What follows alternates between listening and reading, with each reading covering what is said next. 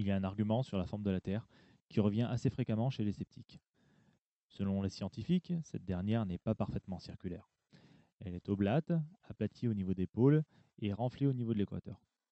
Pour les cas les plus extrêmes, elle aurait la forme d'une poire. Ces faits, validés par les scientifiques, vont, selon les sceptiques, à l'encontre des photos présentées par les différentes agences spatiales. Selon les sceptiques, les photos de la Terre présentent un disque toujours parfait, semblant avoir été tracé au compas, ce qui apporterait une preuve supplémentaire sur le fait que toutes les images de la Terre sont des fausses, des dessins, des images de synthèse. Nous allons donc vérifier avec des outils très simples si le disque de la Terre est tracé au compas. Cette expérience est à reproduire vous-même afin de vérifier que je ne suis pas en train de vous tromper.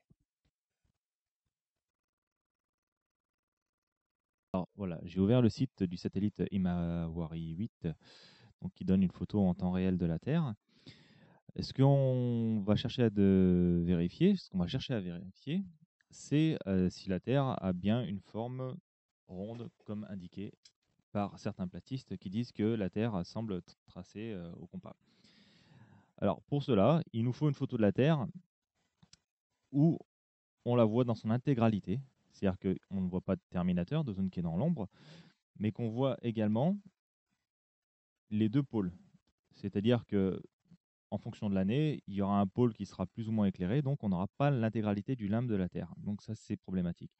Pour cela, on va choisir une date, et j'ai trouvé une date qui serait pas trop dégueu, donc c'est le 21 septembre de l'année dernière à 13h20. Donc pour ça, tac, on déplace le curseur. Midi 50. Ouais, ça peut le faire. Donc voilà ce qu'on obtient. On a une Terre qui est parfaitement dessinée. On voit l'intégralité du bord de la Terre, donc de son atmosphère. On peut zoomer. Hein. Les photos du satellite Himawari sont vraiment géniales pour ça, parce qu'on a vraiment une image qui est magnifique. Excusez-moi, hein, j'ai une connexion Internet qui rame hein, en Nouvelle-Calédonie. On n'est pas super bien placé. Mais voilà. Donc il faut savoir que ce satellite hein, produit une photo toutes les 10 minutes de la Terre. Donc ce qu'on va faire, c'est qu'on va faire une capture d'écran. Impression système. Voilà. Et que cela, on va l'ouvrir sous Photoshop. Voilà, j'ignore le profil. Ça prend toujours un peu de temps. Donc, grâce à cette technique, on va voir si la Terre est tracée comme avec un compas. Voilà. Non, ça ouvre. Ah, c'est nouveau. On ouvre. Donc voilà, ça fait une photo voilà, de cette résolution. À la rigueur, on s'en fout complètement. Copier, coller. Et là, on a notre Terre. Ce qu'on va faire, c'est qu'on va faire une sélection. Hop, raté. On va sélectionner. Oui. CTRL C, fichier nouveau, CTRL V. Et ce qu'on veut maintenant, c'est vérifier si la Terre est parfaitement ronde. Je vais zoomer un petit peu, voilà. Donc ce qu'on peut faire, c'est utiliser la baguette magique. On fait une sélection de la zone qui est dans l'espace, le noir quoi en fait, et on le supprime. Là, on a le disque de la Terre qui est parfait. Ce qu'on veut maintenant, c'est sélectionner uniquement la Terre. Donc on fait une sélection baguette magique sur la partie blanche. On fait sélection intervertir et on a que la Terre. On fait CTRL C, nouveau calque, ici là, le calque, CTRL V. Voilà, donc on a les deux terres qui sont parfaitement superposées, le calque 2 et le calque 1. Donc on a les deux. Maintenant le calque 1, ce qu'on va faire, on va lui appliquer transformation, rotation, et on va lui appliquer une rotation de 90 degrés. Hop, là. Il y a certainement une méthode hein, pour automatiser le truc, je ne connais pas. Voilà. Donc on a fait une rotation de la Terre à 90 degrés. Ce qu'on va faire maintenant, c'est de vérifier si par exemple, vu que l'équateur est plus large vu que l'équateur est plus large que le diamètre équatorial est plus large que le diamètre polaire, logiquement, quand j'applique ma Terre qui a pivoté de 90 degrés, ça devrait être débordé par-dessus, puisque c'est plus large. On va vérifier.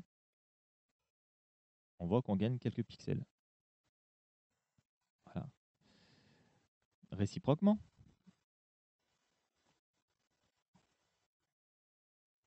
sur cette image, si je vire la Terre du dessous où le diamètre équatorial est plus large, la Terre qui est dans la bonne position, hein, le nord en haut et le sud en bas, on voit que ça déborde ici et on voit que ça déborde là. Donc on se rend bien compte que déjà sur les photos du satellite japonais Imawari, il y a une asymétrie de la Terre. Maintenant, ce qu'on voudrait savoir, c'est de combien est cette asymétrie. Donc c'est pas plus compliqué. On retourne ici, on fait comme tout à l'heure, sélection, intervertir, on n'a que la Terre, CTRL C, fichier, nouveau,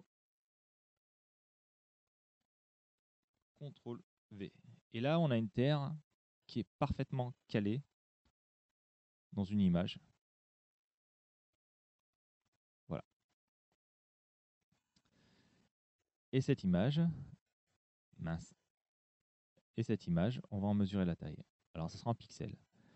Elle fait 765 pixels de large pour 762 de haut. On a ces deux informations. Et ça, on va le comparer à la taille de la Terre, telle qu'elle est décrite, par exemple, dans Wikipédia. Nous voilà donc sur la page Wikipédia de la Terre, mais ça, vous pouvez aller vérifier sur l'Encyclopédie Universalis ou n'importe quel autre site internet. Les données sont toujours les mêmes. Hein. On a une belle photo de la Terre. Hein. Oui, les puristes me diront que ce n'est pas une vraie photo parce que voilà, le Lunar Reconnaissance Orbiter ne fait pas vraiment des photos, il fait un balayage. Mais bon, c'est pas grave. Et ce qu'on va chercher, c'est l'asymétrie de la Terre. Et il faut aller dans caractéristiques physiques, ici, là, car je ne sais pas si on voit bien le curseur de ma souris. Caractéristiques physiques, rayon équatorial, voilà, rayon équatorial, rayon polaire. Voilà. Donc rayon équatorial 6378 km et rayon polaire 6356 km. Donc nous voilà sous Excel. Sous Excel, on a deux entrées, les données encyclopédiques qu'on a récupérées sur Wikipédia par exemple, avec le rayon équatorial, le rayon polaire, donc rayon équatorial 6378 km, rayon polaire 6356 km, on les multiplie par 2, 12 756 km de diamètre équatorial, et en diamètre polaire, 12 712 km. Voilà. Et en dessous, on a l'image d'Imawari 8, hein, voilà, c'est pas facile à dire, largeur de l'image qui correspond au final au diamètre équatorial, qui est en pixels, 765 pixels, hauteur, diamètre polaire en pixels, 765 et 762.